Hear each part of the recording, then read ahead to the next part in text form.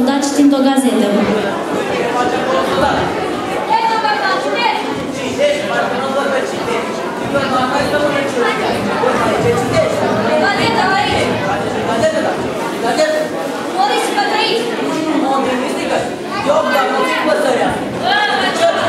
N-am dat pe ori publicitat cu mine gazețe, ca să vezi cum jură pe superior.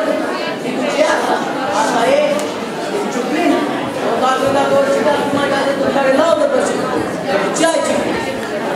N-am și pe 130. Tu ce erai știut? Dacă or să știe. Apoi dacă nu știi, cine ai vrea să știe? Ăla care a scris-o. Sau am văzut că jurnaliști care nu știe semnare. Da, am să scot eu un jurnal și mai bă, cine o citim, care se capete, am să de închisoare, 2 ceasuri pe acolo de vedea. Înarmat cu ideea asta, Moș Teagă strigă vornistului. Ia-mă pe jurnalul de la 3 ani. Eu scot de azi înainte un jurnal pentru compania mea. Fiecare zi, mai scris un articol, am dus să riscălesc. Înțeles?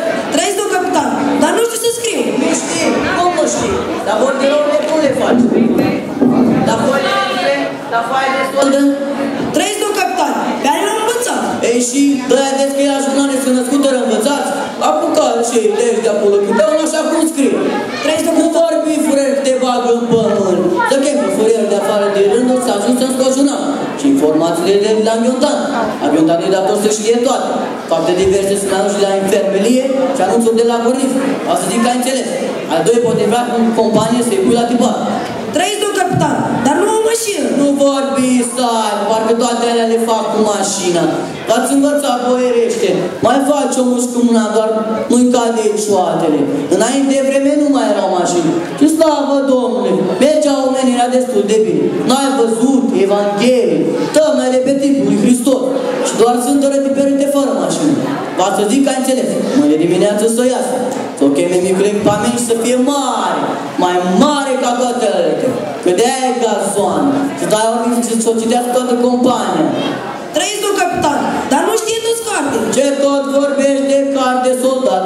Eu nu-ți vorbesc de carte. Eu-ți vorbesc de jurnal. Carte e jurnalul? Ba nu, Trăiți.